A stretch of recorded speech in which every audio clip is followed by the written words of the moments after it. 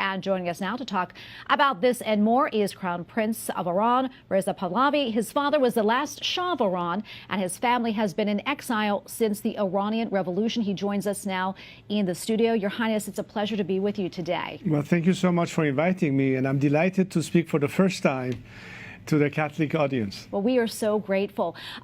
I first want to get your thoughts on this reported meeting between Elon Musk and the Iranian ambassador. What do you think this signals?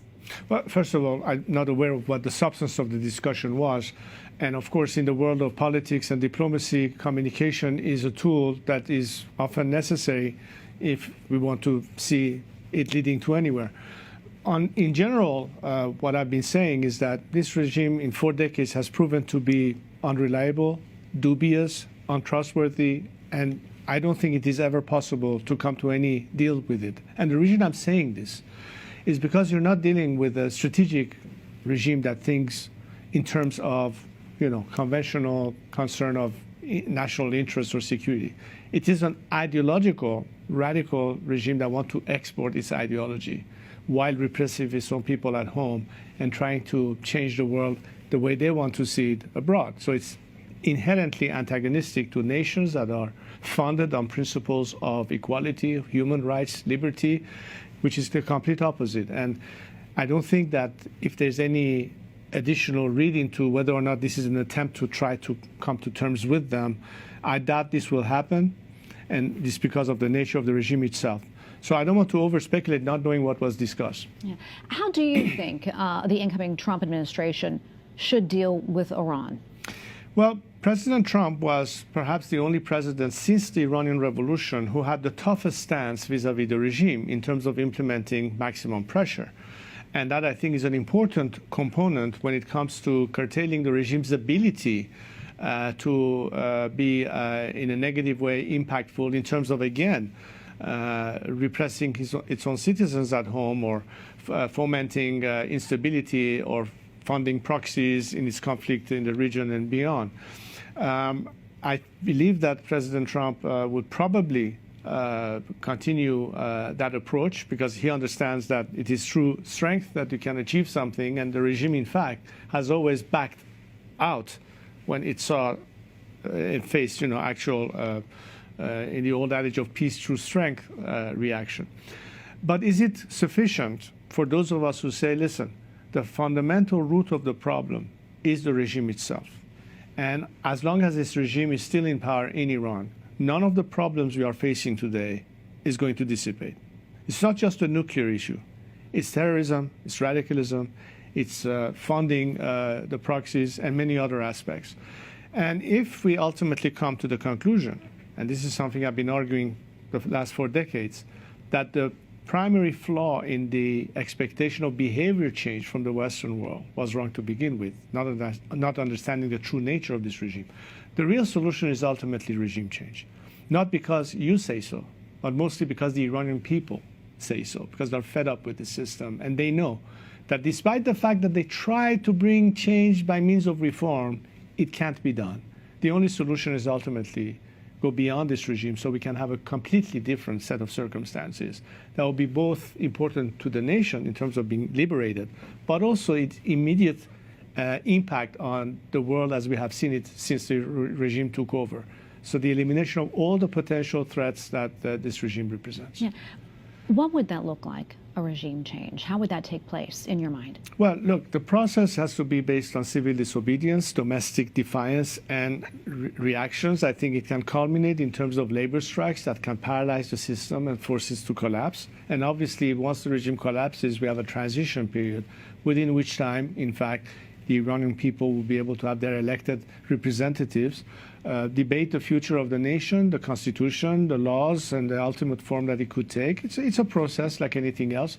And this is what the secular democratic opposition is mobilizing itself for, both inside Iran and what needs to be done there, but also what we can do internationally in terms of bringing as much support as possible for the Iranian people to have an actual chance of success, which is why I would hope that President Trump in his second term will not focus only on one aspect, which is important, which is the maximum pressure, but also parallel to that, incorporate a policy of maximum support.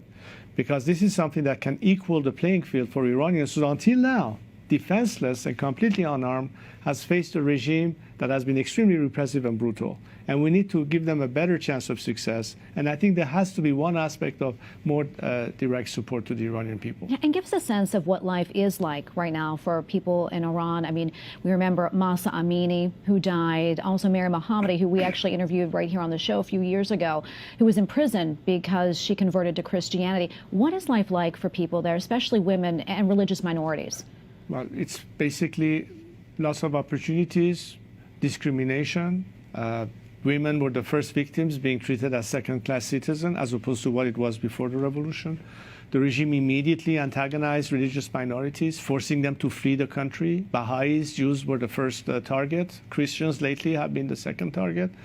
And as a whole, I think every Iranian that has lived in Iran for the past 4 decades finds that they are completely disenfranchised, and the regime is only represented by a core group of fanatics, radicals, who only think alike with them to the detriment of 90% of Iran's society that has been outside of that fold.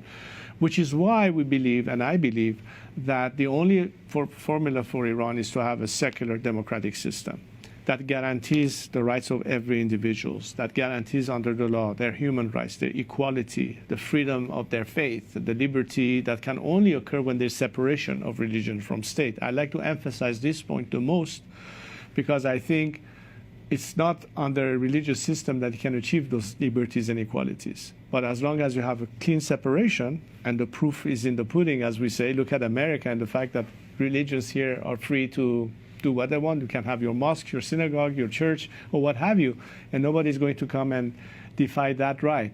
These are the kind of liberties, social liberties, political liberties, ethnic freedom, whatever it is that is the concern of the Iranian citizenry.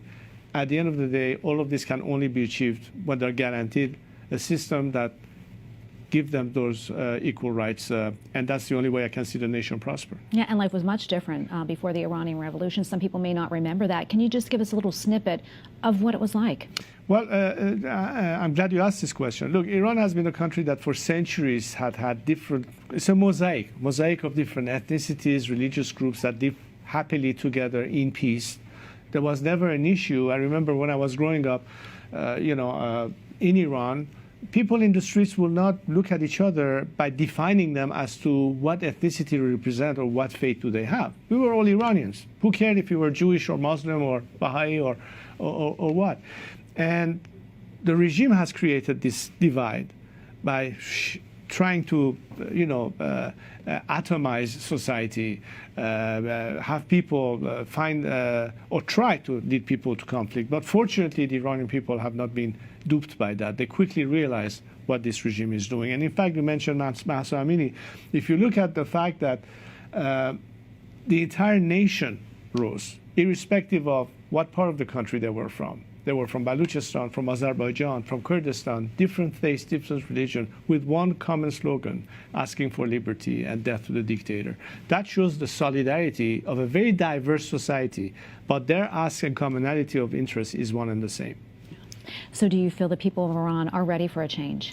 They are beyond ready because they are already on the streets, and that's my entire point. I think the element that brings the change in Iran decisively are the people of Iran themselves. The people on the streets are doing that. But they need more encouragement, more support, more guidance. And that's part of the job that I think I have in trying to help them with the transition post-regime, but also in this stage, what we need to do to mobilize ourselves to bring this regime down. And that's the part that my message to the world has always been.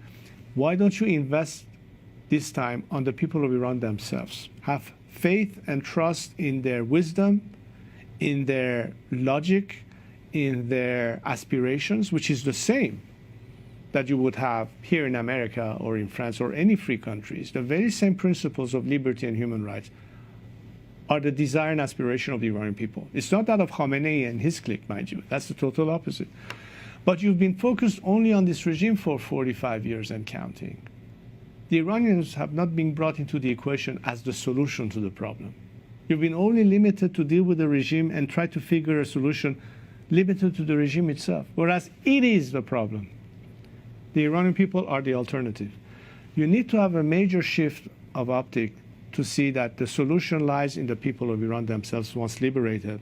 And that's your best guarantee, not only to help a nation free itself, but the benefit that will derive from it in terms of other countries' own national security or even economic interest.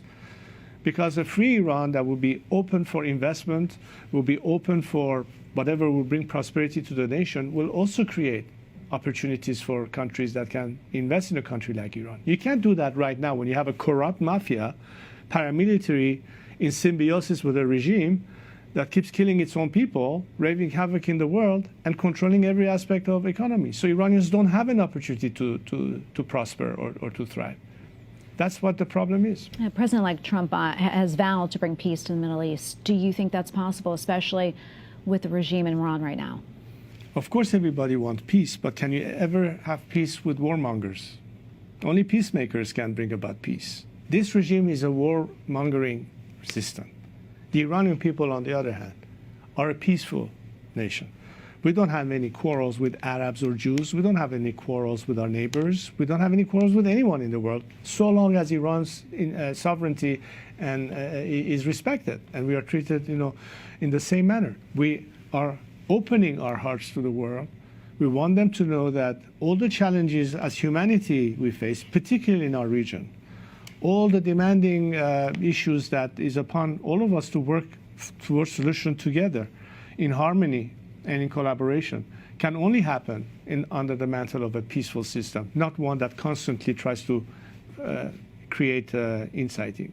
I'm looking at the Iranian challenge of the water crisis, for instance, or things of that nature, which is not only limited to Iran, it affects the whole region. How can we all collaborate? How can we have the kind of relationship with the Israelis, with the Arabs, so that we can tackle many problems, spend our revenue on education and healthcare rather than missiles and atomic weapons? Here lies the main difference. So I think this is the vision that we can hope for, and the Iranian people are certainly ready for that. And I hope the world finally recognizes that this is an opportunity not to miss. We can really change the face of the earth, of our world, in a better direction than the one it currently seems to be pointing at least in the region. Your hope for your country? Well, I think, as I said, that the Iranian people already know what they need to have, but they need to have more solidarity coming to them, to the world. Listen, we've seen the precedents of it. We've seen the precedents of it going back to the era where the Soviet Union finally collapsed, when Ronald Reagan stepped in and did what he had to do to ultimately put an end to the totalitarian communist system in the world. And we saw as a result what happened in Eastern Europe.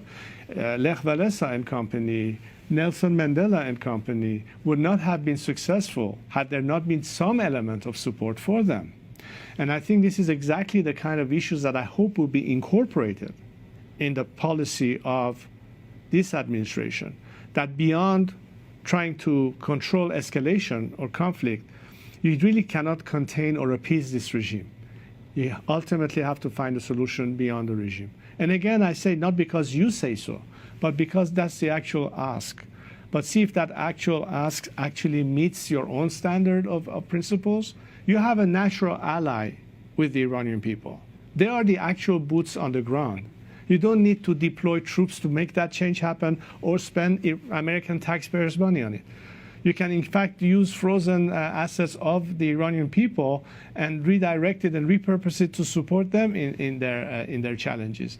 So the solution is right there in front of our face. So there has to be, I think, a pivot from what has been the traditional way of looking at Iran. And at this point, knowing that you have 95% of Iran's society that don't want this regime anymore. This regime is becoming more and more isolated every day. Former reformists have given up on that concept. They are not converging with those of us who have always argued that a secular democratic alternative is in the best interest of our nation, and I think for the free world. So that's the challenge in front of us, and what we could do with it sooner rather than later, and not have more opportunity cost to a nation that deserves much better than what it has. Yeah, before we wrap up our conversation, do you have any messages for our audience? Well, I think when we believe that a lot of what inspires people around the world to have compassion, to care, to understand what suffering happens, when there's injustice, when there is repression, it behooves any human being to take action, not to be silent. How they choose to do it, by action, by prayer, by help. There are so many ways. But it's the idea of feeling connected. And what I would like to say is that, you know, I say in my talk to my fellow citizens, I want to move the needle from hope to belief. That we should go beyond hoping for a better world, but believe that we can actually get it done. And the quickest way, I think, that you can make the Iranian people know that although they should not count on anything other than their own resolve, but how easier it would be for them if they knew they have a lot of compassion and support from the rest of the world. And that, I hope, is a message that our viewers can convey to Iranians, that they are not alone in this and that there is light at the end of the tunnel. Yeah, absolutely. And we are praying for them for sure. Thank you so much, Your Highness, for coming on this show today. Thank you for we having me. appreciate it. Appreciate God bless it. you. Thanks.